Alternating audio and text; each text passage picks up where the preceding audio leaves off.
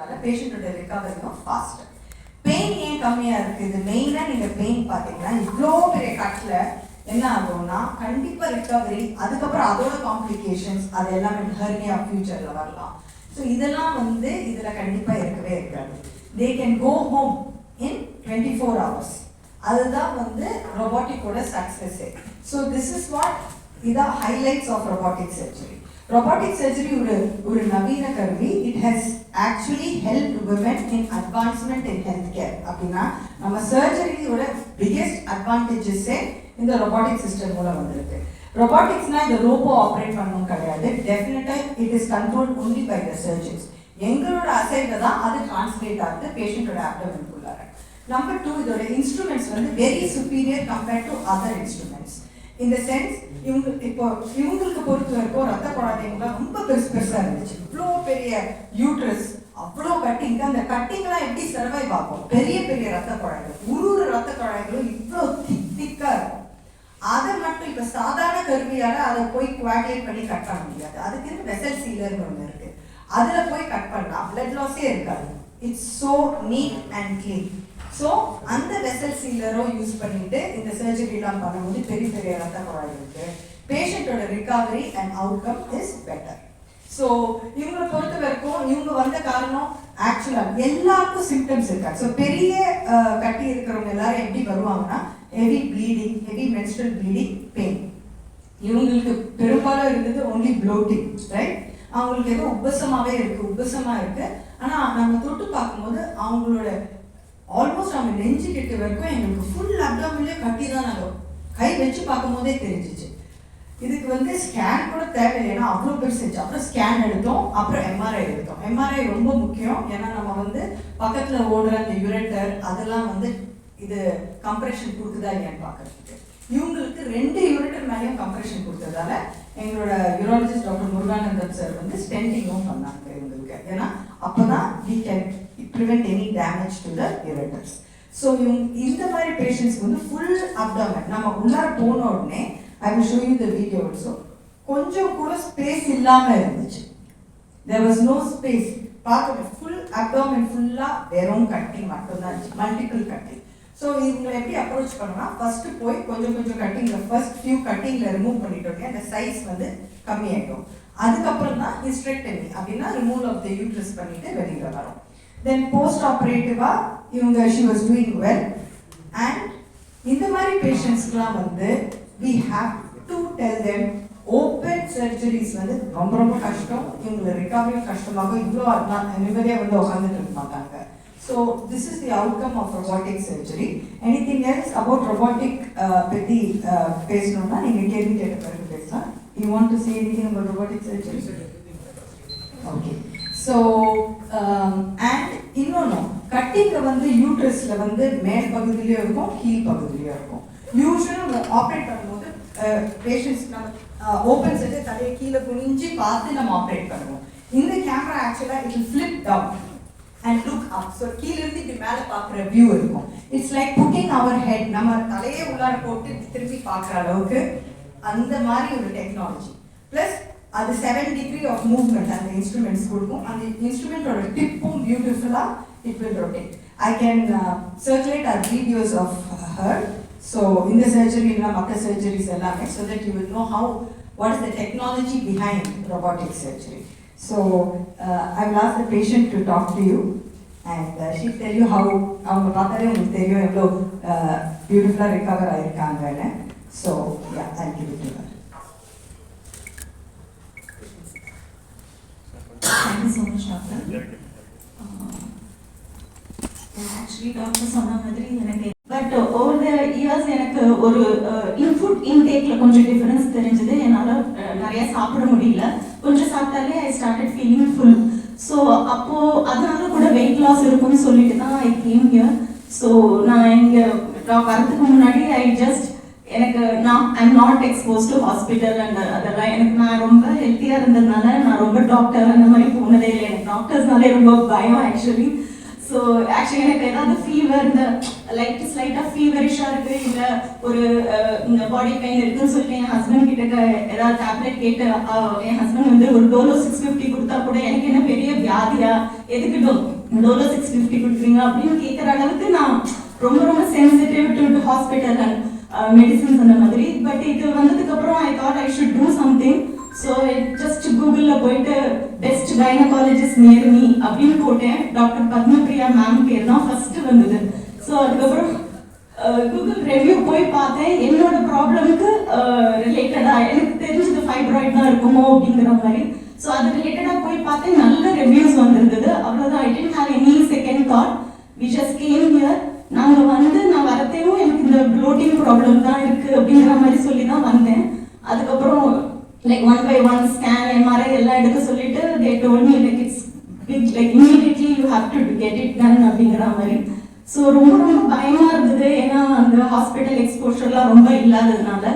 But within a week யார்கிட்டையும் நாங்கள் கேட்க கூட இல்லை, லைக் இன்னொரு ஒப்பீனியன் போய் கேட்கலாமா அப்படின்லாம். We just completely trusted doctor. அவ்வளோதான், எனக்கு அதுவே ஒரு காடோட கிரேஸ் மாதிரி எனக்கு கனெக்ட் பண்ண வச்சது. ஒரு ரைட் பர்சன், ஒரு ரைட் எக்ஸ்பர்டீஸ் ஒரு பர்சனோட எனக்கு கனெக்ட் பண்ண வச்சது. I am feeling so blessed. So வந்தோம், within 1 week everything was done. Like I got operated. எனக்கு தெரியாது இது இவ்வளோ பெருசாக ஆகும்னா, நான் எக்ஸ்பெக்டே பண்ணல. I was so scared because எனக்கு சொன்னது வந்து 3 to 4 hours எல்லாமே முடிச்சிடும் அப்படின்னு தான் சொன்னாங்க. ஸோ 9 o'clock மார்னிங் என்ன உள்ள அழைச்சின்னு போனாங்க, லைக் ஆப்ரேஷன் தேட்டருக்குள்ள. நான் வெளியில வரத்தே நான் டைம் பார்த்தேன், இட் வாஸ் 9. ஸோ எனக்கு ரொம்ப ரொம்ப பயமா இருந்தது. லைக் 10 hours ஆர் மோர் தென் 10 hours என்ன நடந்திருக்கும் எனக்கு அப்படின்ட்டு எனக்கு ஒண்ணுமே புரியல. லைக் ரொம்ப ஒரு மாதிரி ரொம்ப எனக்கு இதுவாக இருந்தது, என்ன நடந்திருக்கும், எனக்கு யாரும் எதுவும் சொல்ல மாட்டேங்கிறாங்களா அப்படின்ட்டு. பட் அப்புறம் I came to know like I am alright. இந்த சைஸ் ரொம்ப ஹியூஜாக இருந்ததுனால it took so much time சொல்லிட்டு. அண்ட் அந்த டைம் வந்து எமோஷ்னலாக என்னோட அம்மா, என் ஹஸ்பண்ட்லாம் கூட ரொம்ப பயப்படுறதே கூட. லைக் பீப்புள் கேம், லைக் ஒரு கவுன்சிலிங் மாதிரி கொடுத்து the hospital was very very supportive. And அது ஒரு மாதிரி டாக்டர் முன்னாடியே சொல்லியிருந்தாங்க, ஆன் த டேபிள் தான் நிறைய தெரியும் என்ன அப்படின்னு சொல்லிட்டு. But I am so happy. Like இந்த அளவு ஒரு இன்ஃப்ராஸ்ட்ரக்சர், இந்த அளவு எக்ஸ்பர்டீஸ் உள்ள ஒரு மெடிக்கல் டீம் தான் கண்டிப்பாக என்னோட கேஸை ஹேண்டில் பண்ணிருக்க முடியும். நான் வேற ஒரு இடத்துக்கு போயிருந்தா எனக்கு என்ன ஆயிருக்குமே எனக்கு என்னால் நினைச்சு பார்க்க முடியாது. இந்த லாஸ்ட் 1 month நான் அதை லைக் ரிப்பீட்டடாக நான் அதை ரீகலெக்ட் பண்ணிகிட்டே இருப்பேன். லைக் ரைட் பர்சன் கிட்ட நம்ம போகலைன்னா நம்ம இது என்ன ஆயிருக்கும் அப்படின்னு சொல்லிட்டு. இப்போ பை காட்ஸ் கிரேஸ் நான் வெரி வெரி ஹெல்த்தி. நல்ல அதுக்கப்புறம் போஸ்ட் இது கூட சர்ஜரி கூட நல்ல சப்போர்ட் கொடுத்தாங்க. எனக்கு எந்த டவுட்ஸ் வந்தாலும் ரொம்ப approachable. Like I can call any one and get immediate help. எனக்கு ஒரு சின்ன இது இருக்குன்னா கூட over the phone also they were like telling me you do this, you don't need to worry about this. அந்த மாதிரிலாம் வந்து they were telling me, giving me advice. So இப்போ I am very much all right. Slowly I started like yesterday தான் I started going to work also. So this is my experience. And thank you so much to the hospital and Padmapriya ma'am and the entire team. Thank you so much. We went back to work soon. So roboticல வந்து ஒரு hidden இது இருக்கு. Okay, recovery, blood loss, pain, அதுக்கும் மீறி ஒரு economic benefit இருக்கு பேஷண்ட்டுக்கு. நீங்க பாத்தீங்கன்னா loss, most of the women are working, husband is also working. ஓகேங்களா? ஸோ அப்படி இருக்கும்போது அவங்களுக்கு கன்வென்ஷனல் சர்ஜரிஸ் பண்ணிட்டு அவங்க 1 month மேலேயோ லீவ் எடுக்கும்போது அவங்களுக்கு கண்டிப்பாக லாஸ் ஆஃப் பெயின் வரும். அப்படியே ஹஸ்பண்டும் கூட ஃபேமிலியை சப்போர்ட் பண்ணும்போது அவர் அடிக்கடி லீவ் போடுற மாதிரி இருக்கும் டெஃபினட்டாக. ஸோ இந்த எக்கனாமிக் வேல்யூ பார்க்கும்போது இவங்க சீக்கிரமாக ஒர்க்குக்கு பேஷண்ட்ஸ்லாம் ரிட்டர்ன் ஆகும்போது இவங்க மட்டும் இல்லை, ஜென்ரலாக பேஷண்ட்ஸ் ரொபாட்டிக்கு அப்புறம் எங்கள் ஹாஸ்பிட்டல்லே நாங்கள் ஒருத்தவங்க நிறைய பேர் ஆப்ரேட் பண்ணியிருக்கோம் வெளியில் ஐடி பீப்புள். அவங்களாம் 3-4 days ரிப்போர்ட் பண்ணுறாங்க. சிலவங்க நாங்கள் சொல்லுவோம் ஏன்னா நீங்கள் 1 week கழிச்சு போங்க, but their feeling absolutely fine. So அவங்களோட லாஸ் ஆஃப் பெயின் இருக்கிறதும் இல்லை, அவங்க ஃபேமிலியோட ஃபைனான்ஷியல் பெனிஃபிட்டும் இருக்குது. பிகாஸ் இப்போ சப்போர்ட் பண்ண ஒரு ஃபேமிலி சப்போர்ட் பண்ணுறது இந்த எக்கனாமிலாம் பார்க்கும்போது family financial situation is very important for middle class and upper middle class. So it is definitely in the larger picture பார்க்கும்போது economic benefit of robotic surgery is very good because of the recovery. The loss of pay இருக்காது working patients and mothers or working ladies and their husbands. So it really helps the patient. See, another ஒரு எல்லாருக்கும் என்ன பயம்? Pain is the main thing பயப்படுவாங்க ஒரு surgery. Next எவ்வளோ நாள் நான் படுக்கையா இருக்கணும் வீட்லேயே, யார் யார் வரணும் ஊர்லேருந்து என்னை பார்த்துக்கேன்னு. ஸோ ஒரு என்டையர் ஃபேமிலியே டிஸ்டர்ப் ஆகும். இது எல்லாமே இல்லை. இப்போலாம் ஹஸ்பண்ட் கூட்டிகிட்டு வராங்க, ஒய்ஃபை ஆப்ரேட் பண்ணுறோம், அவங்க ஊர்லேருந்து யாரை கூப்பிட்டு வந்து ஜென்ரலாக கேட்குற கேள்வி, ஊர்லேருந்து யாராவது வரணுமா மேடம் என்னை பார்க்க. ஸோ இது நான் ஒரு 1 month போஸ்ட்போன் பண்ணுறேன், என் அக்கா வரதுக்கு, ஏன்னா அவங்க பிள்ளைங்களுக்கு எக்ஸாம்ஸ் இருக்குது, அதை முடிச்சுட்டு வரணும். இது மாதிரி பெரிய பிளான் போடணும். ஒரு லேடிக்கு சர்ஜரி ஆகணும், அவங்க வீட்டில் பொறுத்த வரைக்கும் நம்ம சர்ஜரி அட்மிட் டிஸ்சார்ஜ் நினைக்கிறோம், அது மட்டும் கிடையாது. அதுக்கப்புறம் என்னென்ன அவங்க ரிகவரி ரொம்ப ரொம்ப முக்கியம். ரிகவரி நீங்கள் இப்போ நம்மளாம் இப்படி நிற்கிறோம், சர்ஜரிக்கு அப்புறம் இப்படி இருப்போமா, அதுதான் எல்லாருக்கும் தெரியும். அதுதான் அட்வான்ஸ்மெண்ட் இன் சர்ஜரி பண்ணுறது தான் ரொபாட்டிக் சர்ஜரி. ஸோ அந்த பெனிஃபிட் தான் ரொம்ப முக்கியம். ஒரு சர்ஜரி சூப்பராக முடியறது கிடையாது. அந்த பேஷண்ட் திருப்பி அவங்க நார்மல் ஆக்டிவிட்டீஸ்க்கு எவ்வளோ சீக்கிரமாக வருவாங்க, ப்ளஸ் அவங்களுக்கு அந்த சர்ஜரி நடந்ததே மறந்து போகணும். அதுதான் actual benefit and success of any surgery. அதில் தான் அட்வான்ஸ்மெண்ட் ஆஃப் ஹெல்த் கேரே இருக்கும். ஸோ any questions நீங்கள் கேட்கலாம். Ma'am, I have a question. Yeah. Between skill and innovation, Yes. what is the percentage you will attribute to the success of this surgery? I would say skills definitely 60 to 70% skill set, and innovation definitely 30% to 25 to 30%, because it works hand in hand. இப்போ வந்து பாருங்க, வல்லவனுக்கும் புல்லும் ஆயிரம் தான் சொல்லும். ஆனால் அவ்வளோ பெரிய கட்டில் பண்ணி பண்ணுறதுக்கு you make the best innovation, the best surgeon with the best innovation, அந்த success is the best. It's a kind of ஒரு specific combo. எஸ், அந்த காம்போ எப்பவுமே நம்ம பாருங்க. இப்போ ஃபோன்ஸே இருக்கு, எல்லாரும் நீங்கள் ஸ்மார்ட் ஃபோன் தான் வச்சுருக்கீங்க.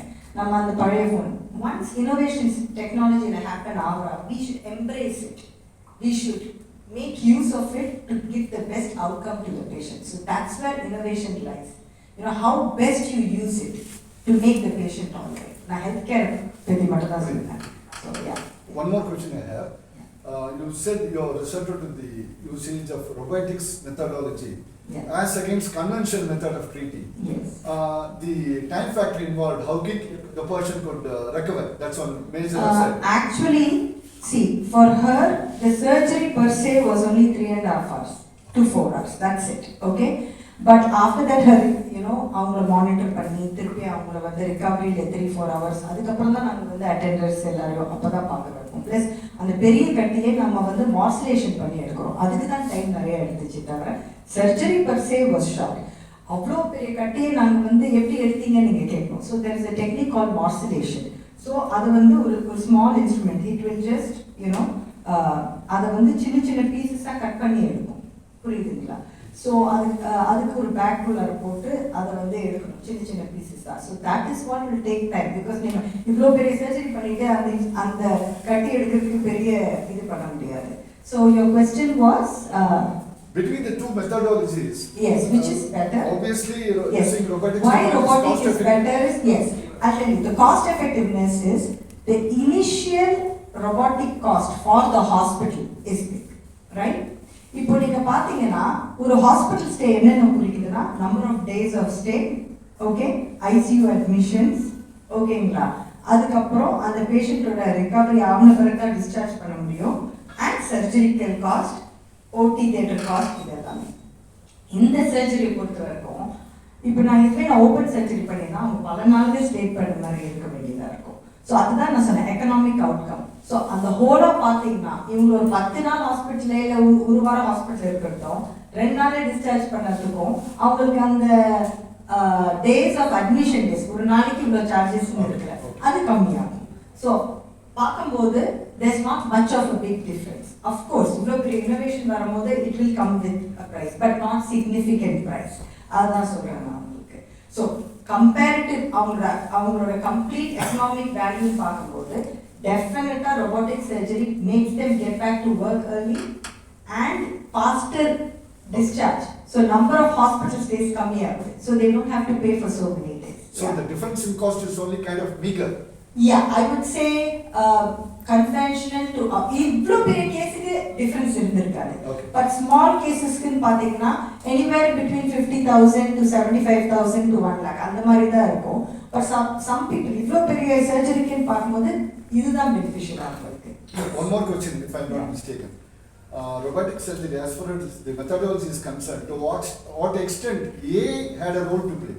Because that's the same thing in the world, globe, across the globe. No, AI, there is an inbuilt AI, but you know, AI is also learning in this. But this is completely controlled only by the surgeon. Okay. It's a technology. So நான் இங்க உட்கார்ந்துட்டு இருக்கேன், அங்க அந்த robotic arms நான் பக்கத்துல அதே தியேட்டர்ல தான் உட்கார்ந்துட்டு இருப்போம். She will அங்க ஆபரேட்டிங் டேபிள் இருக்கும். I'll be like அவர் அங்க உட்கார்ந்துட்டு இருக்காரு, நான் இங்க உட்கார்ந்துட்டு இருக்க மாதிரி. பட் ஹவு நான் இங்க நுணுக்கமா இங்க நான் பண்ணறது எப்படி பேஷண்ட்ஸோட பாடியில அதே வித்தின் மில்லி செகண்ட்ஸ் டிரான்ஸ்லேட் ஆகுதுன்னா from my console where I am sitting to the patient's robotic arm which is fixed, there's fiber optic cables. So those fiber optic cables translate my movements. Now if the 1 millimeter I'm talking about millimeter. Okay. That will move within milliseconds as one, like real time, within milliseconds, not even seconds. So rapid. Yeah, it is so fast. So it translates my movements inside the patient's abdomen. So we are in the same. We are not sitting. But இப்போதைக்கு, yeah, that is a very very good advancement. Yeah. Sir, I think good afternoon to you all. I am Vinay Murthy, Institute Surgical. So you can see A in different level. Ma'am told about the vessel sealer. The vessel sealer is an instrument, advanced vessel sealer instrument with a wrist. It has A inbuilt. Ma'am will go and hold the tissue and do the sealing and cutting, but the device has A inbuilt. The device will check whether this tissue is how much thick, how much coagulation need to be applied. It's a technical term. Charring of the tissue and then it will cut. It all is done by the A. Okay. It is already inbuilt, but ma'am will control the A. Fine. What I have answered your question, Yes, yes. but what it's So the control factor is exactly what exactly. matters. All the activity from next day, you know, and I also told her she can start cooking and everything. I don't know whether she cooks, but if she wants to cook or do her normal activity, they begin, you know, within 2-3 days itself. She even said she's going to work. Yes, she's already back to work, yeah. So, restrictions இல்லவே இல்லை sir. படிக்கட்டு ஏறலாம், தரையில் உட்காரலாம், சிலவங்க சொல்லுவாங்க இப்படி திருப்பி படக்கூடாது, என்ன பொசிஷனாலும் படுக்கலாம். ரொபாட்டிக் சர்ஜரியில் there is no restriction. Any side effect, ma'am? Side effects for robotic சர்ஜரின்னு கிடையாது. பட் இந்த சர்ஜரி இவ்வளோ பெரிய இவங்களை பற்றி சொல்லும் போது பெரிய பெரிய கட்டி இருக்கிறவங்களுக்கு யூஸ்வலாக வந்து பக்கத்தில் இருக்க யூரேட்டர் இல்லைனா மற்றதெல்லாம் அடி வாங்குறதுக்கு சான்சஸ் இருக்குது. பட் இவங்களுக்கு எந்த காம்ப்ளிகேஷனும் இல்லை. பட் யூஸ்வலாக ஏன்னா அவ்வளோ பெருசு இருக்கணும், ஸ்பேஸே இருக்காது. ஸோ வெரி காமனாக மற்ற ஆர்கன்ஸ் பக்கத்தில் இருக்கிறத வந்து இன்ஜுரி ஆகிறதுக்கு வாய்ப்புகள் இருக்குது. But no in robotic surgery இது வரைக்கும் நாங்கள் பண்ண எங்களோட ஸ்டாட்டிஸ்டிக்ஸ் பார்த்ததுல we had knock wood, we had no complications. What are the cost, ma'am? Cost anywhere between 3.5 to 3 lakhs up to 6 lakhs. Yeah.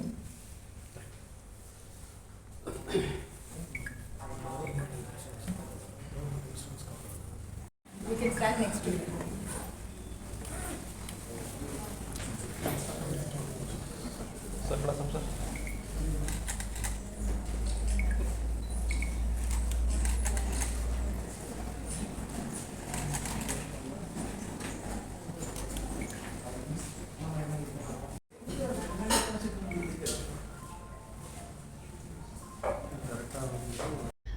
இன்னைக்கு வந்து என் கூட இருக்கிற பேஷண்ட் நாங்கள் என்ன பண்ணியிருக்கோம்னா ரொபாட்டிக் மூலமா ஒரு 5 kg ஃபைப்ராய்டுனா கர்ப்பப்பையில இருக்க கட்டி 5 kg ஃபைப்ராய்டை நாங்கள் வந்து ரொபாட்டிக் மூலமா எங்களுக்கு ரிமூவ் பண்ணியிருக்கோம்.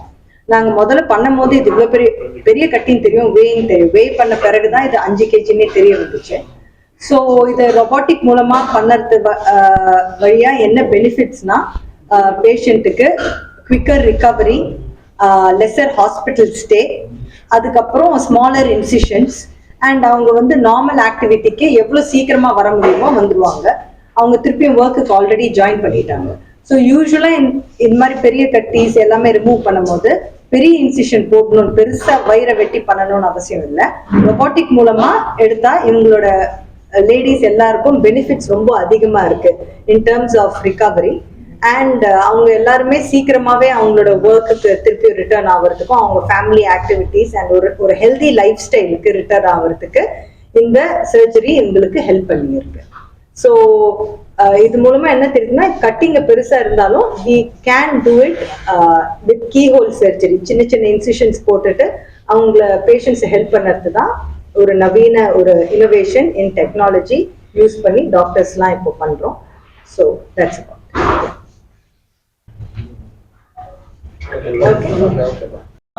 நான் வந்து டாக்டர் பத்மபிரியா மேம் கிட்டக்க என்னோட ஃபைப்ராய்டு இஷ்யூக்காக வந்தேன்.